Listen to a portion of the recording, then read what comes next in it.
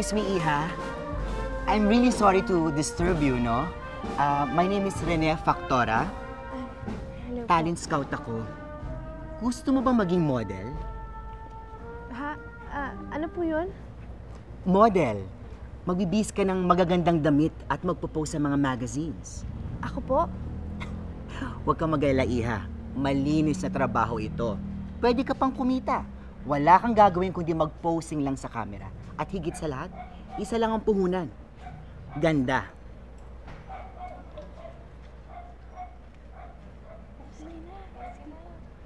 O ano? Pag-iisipan ko po. Pero salamat po sa offer. Sige. Tawagan mo na lang ako sa numero na yan, okay? At sulat mo dito ang numero mo. Mula elementarya hanggang kolehiyo, mga madre ang naging guro ni Gloria. Kaya ni minsan, hindi sumagi sa isip niya na pasukin ang pagmumodelo at pagiging kandidata sa mga beauty pageant.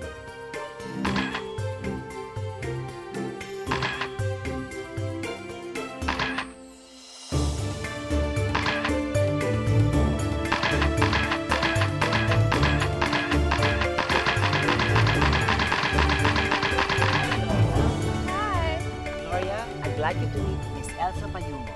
Talent scout siya for the Miss Philippines contest. Good afternoon, ma'am. Good afternoon, Gloria.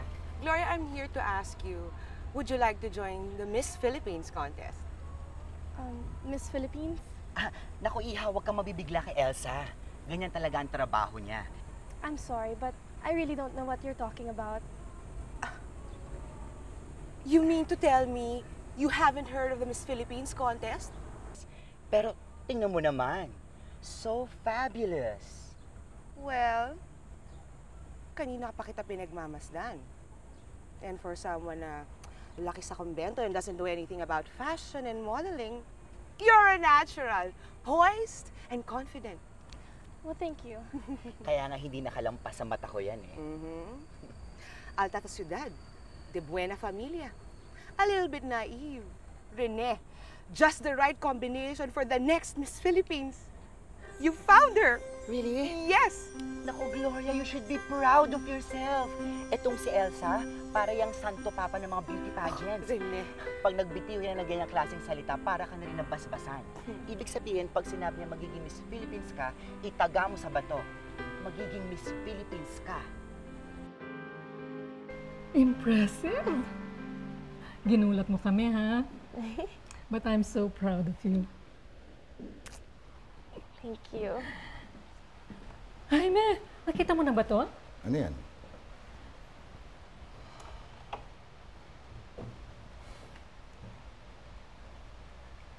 Is this really you? Oo naman pa. Hindi mo man lang sinabi sa amin na gumagawa ka na pala ng ganito.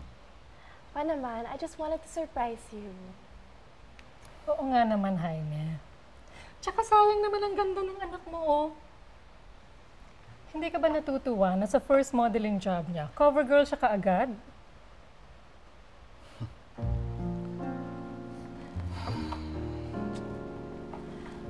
Jaime, relax. Ayoko lang na may ibang bagay na aagaw ng atensyon mo sa pag-aaral mo. At ayoko rin isipin mo that you can build a career out of this. I expect more from you.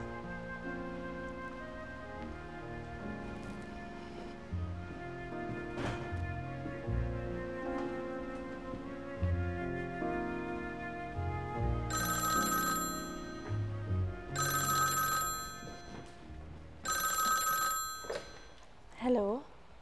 Hello, Gloria. Have you made up your mind already? Hinihintay na ni Elsa ang sagot natin. Ano kasi? Naku, Iha. Dapat hindi mo palampasin ang ganitong klaseng opportunity.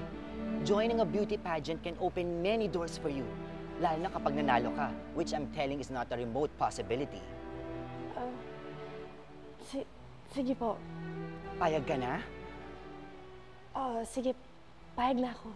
Sasali na po ako sa Miss Philippines. That's good. Okay, tatawagin ulit kita for the final details. I will just inform Elsa about your decision. And Gloria, definitely i-require mga candidates na tumira sa Araneta few days before the pageant. Kaya magpaalam ka na sa parents mo. Sige, Iha. Bye. Okay po, bye.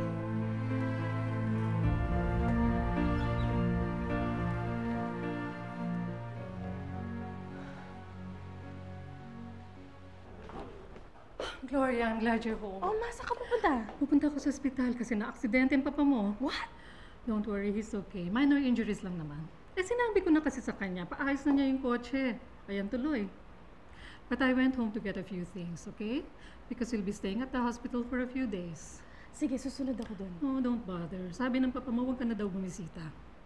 Just do what you have to do, okay? Okay, Bye. bye. I'll see you. Hindi nagpaalam si Gloria sa mga magulang niya nang sumali siya sa Miss Philippines. You are a paragon of decorum, a shining example of what being a true lady is all about. Be reminded every time you are carrying a prestigious title. You are a Miss Philippines candidate. So act like one, be like one, to be a winner. Samantala, bilang isa sa mga kandidata, dumanas din si Gloria ng pang-aalipusta. God, look at her. Pang beauty queen ba yan? I didn't know na nabago na palang criteria ng pageant. Apparently, inalis na nila ang height requirement. Hay nako, so plain looking and dull. Siguro naawa lang sa kanya mga organizers. Huwag na siyang umasa na mananalo pa siya dito, no? Because I am telling you right now, you're looking at the next Miss Philippines. Nang matapos ang pageant, si Gloria nga ang hinirang na Miss Philippines. Bagay na hindi matanggap ng isang kandidata. Congratulations, Gloria. This is unfair. Hindi siya dapat ang nanalo. Come on, Minerva. Please stop. Nakakahiya ka. Mas nakakahiya na siya ang nanalo sa pageant na to. Well, you just have to accept the fact na sa isang contest, may nananalo at may natatalo. Pero hindi siya dapat ang may suot niyan. Hindi Stop siya. it.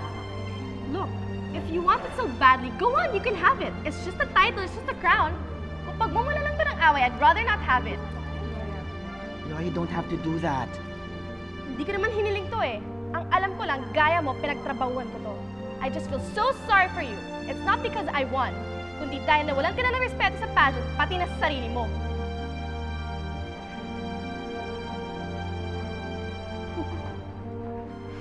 Bravo, Gloria.